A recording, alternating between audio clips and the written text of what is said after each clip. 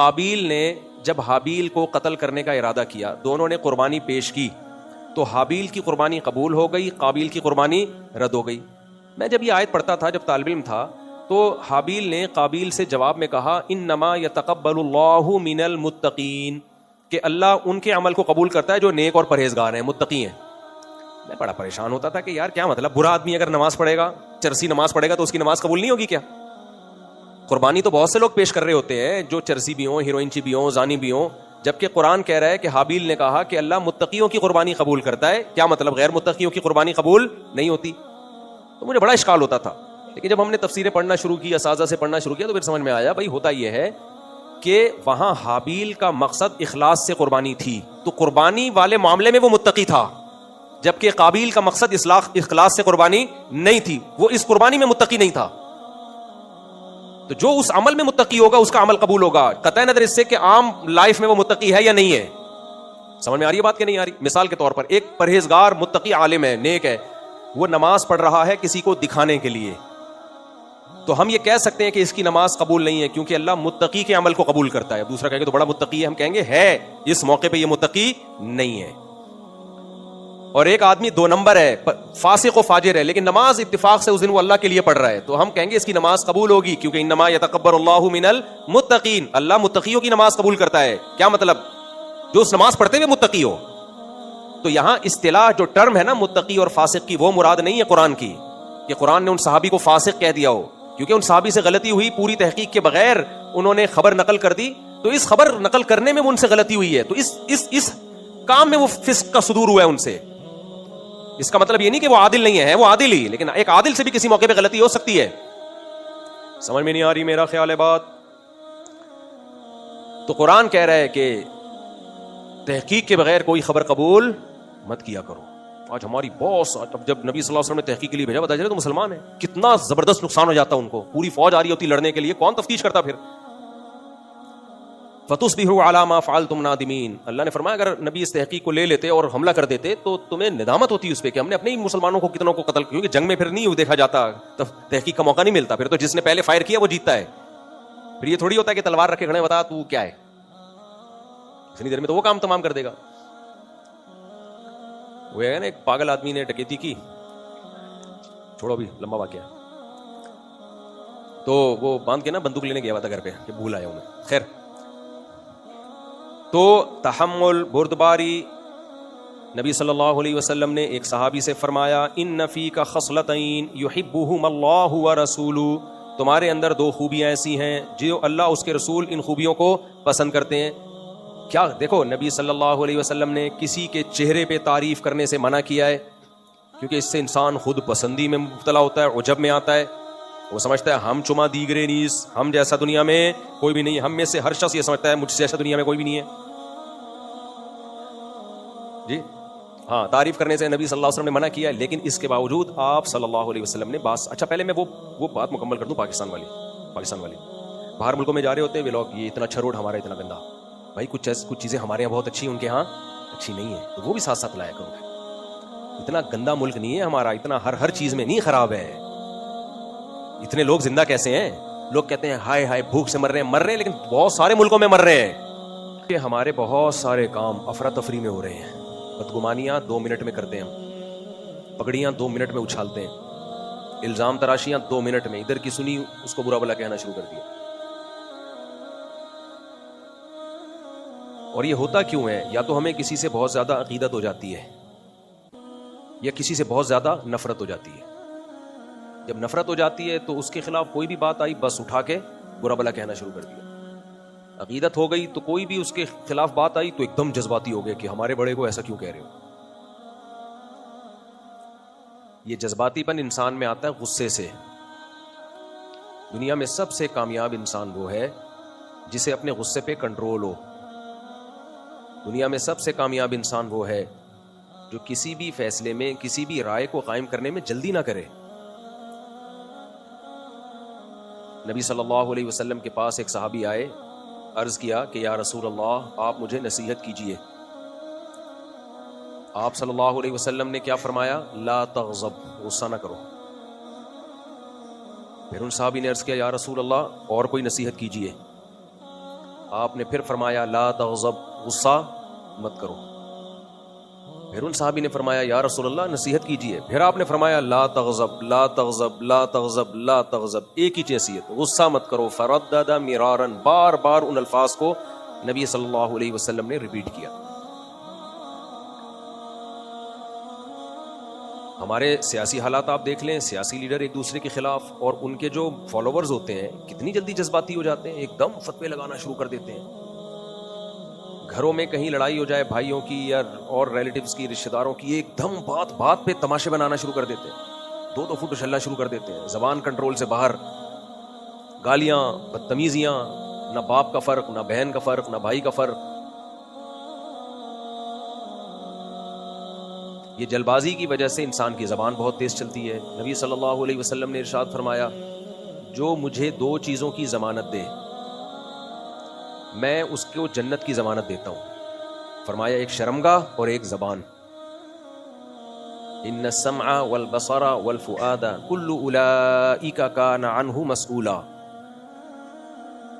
ہمارے جسم کے جتنے بھی اعضاء ہیں اللہ کہتے ہیں کہ ان کے بارے میں تم سے سوال ہوگا. منہ سے نہیں، یہ نہیں کہ منہ سے نکل گیا تو بھائی معذرت کر لو. یا بنی آدم کلکم خطاؤون وخیر الخطائین التوابون. تم سب غلطی کرنے والے ہو اور بہترین غلطی کرنے والے کون ہیں؟ جو توبہ کر لیں. نہ توبہ ہوتی ہے، غلطیوں پہ غلطیاں ہو رہی ہیں. تو ہمیشہ اچھا جو آدمی جلد بازی جس کی طبیعت میں ہوتی ہے وہ ڈپریشن میں بہت رہتا ہے ہر وقت، کیونکہ وہ منفی سوچنا شروع کر دیتا ہے، الٹا. ہر چیز میں کیا سوچتا ہے وہ؟ الٹا.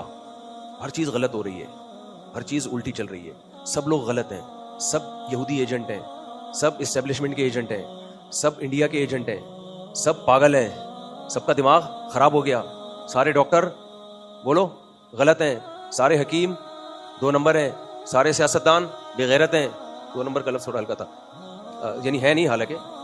تو کیونکہ میں بھی جذباتی ہوں نا، میں بھی اسی سوسائٹی میں پیدا ہوا ہوں نا، میں تو اس لیے کہہ رہا ہوں میں جو باتیں کرتا ہوں تاکہ میری بھی اصلاح ہو نا. تو 2 نمبر لفظ ہلکا بہت لگ رہا تھا اصل میں. تو سارے ایسے ہی ہیں، سارے یوں، میں صحیح ہوں، بس میں صحیح ہوں. مولانا شرف علی تھانوی رحمہ اللہ تعالیٰ کہا کرتے تھے کہ جو یہ کہہ رہا ہوں نا یہ بھی غلط ہے، یہ بھی غلط ہے، یہ بھی غلط ہے، تو وہ خود غلط ہوتا ہے. اصل میں سب کچھ غلط نہیں ہوتا بھائی. آج کل ایک ٹرینڈ چلا ہوا ہے اپنے ملک کا نیگیٹو پہلو دکھانے کا، بہت زیادہ چل گیا. یہ پہلے اتنا نہیں تھا. جو دنیا میں کہیں جاتا ہے نا، اگر روڈ اچھے بنے ہوئے ہیں، کتنے اچھے روڈ، ایک ہمارے ہیں، یہ کہنے کی کیا ضرورت ہے ہمارے ہیں، چھوڑ دو، یہ بولو بہت اچھے روڈ ہیں. میں تو اگر روڈوں کی برائی کرتا ہوں نا اس کو بھی پازیٹو میں لے جاتا ہوں. دیکھو کراچی کے روڈ، کراچی میں قبض کی بیماری عام ہے یا نہیں ہے؟ بتاؤ.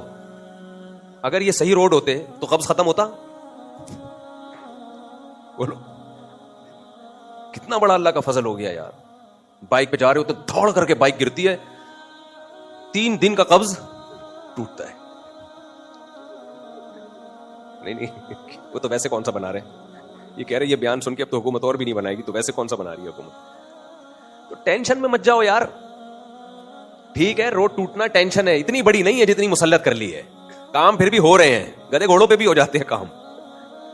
جو جس کا کام ہے اس کو کرنے دو نا. ایک صاحب میرے پاس آئے اور کہنے لگے کہ یار یہ فوج ہر چیز میں کیوں گھسی ہوئی ہے؟ الیکشن میں فوج جس کو چاہتی ہے جتاتی ہے، اور یہ کیا ہے یوں بہت زیادہ. میں نے کہا میرے مشورے سے نہیں گھسی ہوئی تو میں کیوں ٹینشن لوں بھائی.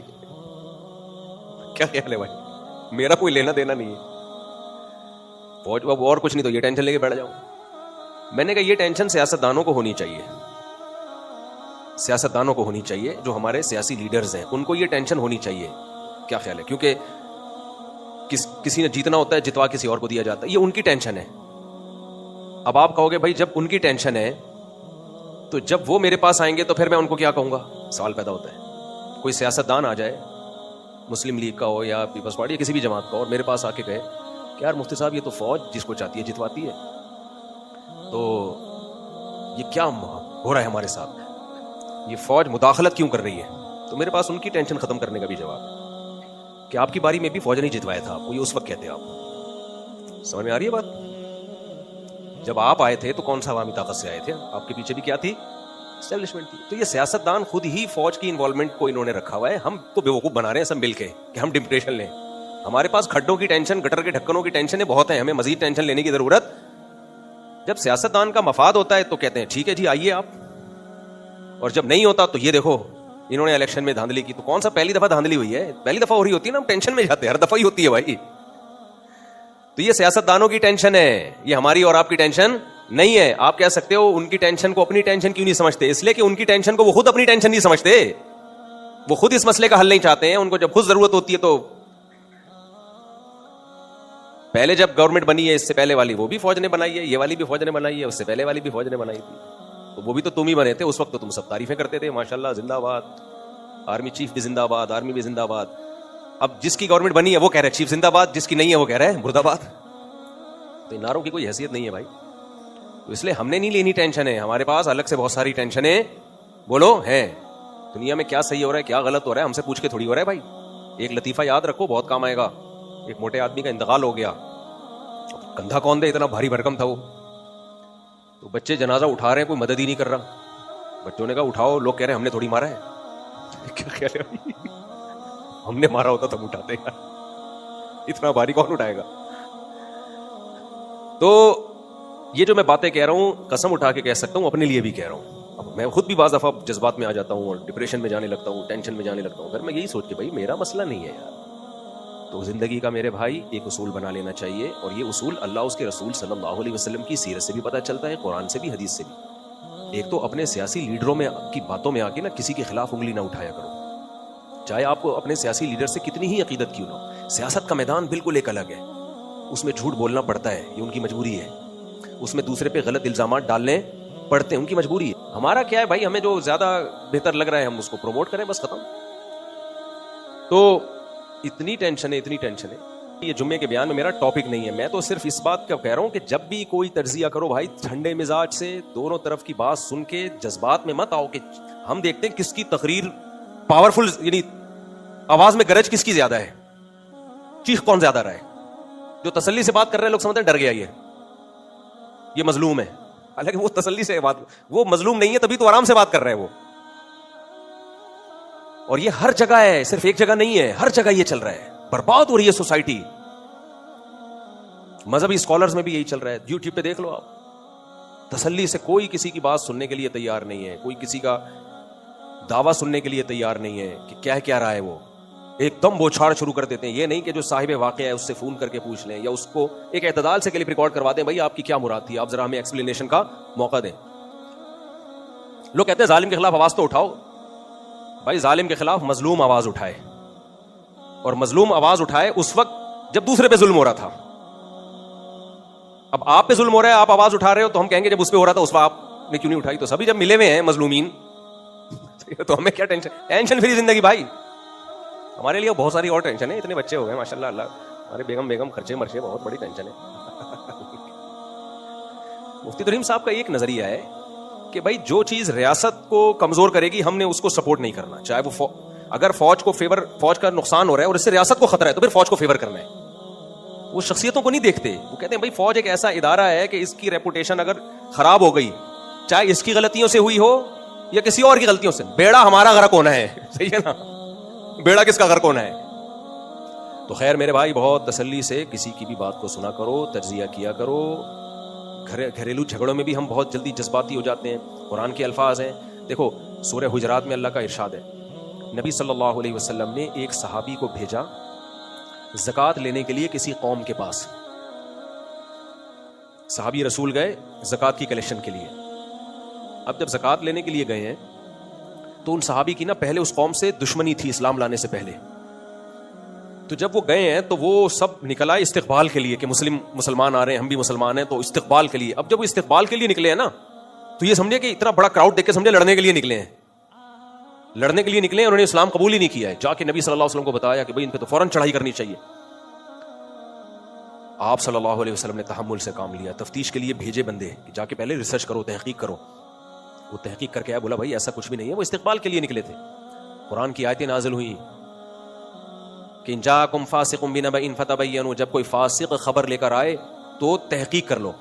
بعض لوگ کہتے ہیں شیعہ لوگ کہ دیکھو یہ صحابی کو فاسق قرآن نے خود کہا ہے. خوب اچھی طرح اس کا جواب سمجھیں. قرآن کو سمجھنے کے لیے دیکھو جب ہم کسی کی بات کو کا مطلب سمجھتے ہیں تو اس کے ساتھ رہتے ہیں تو اس کی باتوں کا مطلب ہمیں سمجھ میں آتا ہے کہ بھئی یہ جب یہ جملہ کہتا ہے تو اس کا کیا مطلب ہوتا ہے. یہ جیسے مولانا فضل الرحمان صاحب نے کہا نا کوٹھے کو مدرسہ کہنا، تو انہوں نے پھر ان کے جو شاگرد ہیں انہوں نے خود اس کی کہا بھی کوٹھا ان کی زبان میں کمرے کو بھی کہتے ہیں. ٹھیک ہے صحیح ہے، اگر یہ تعویل ہے تو ٹھیک ہے مان لیتے ہیں ہم اس کو.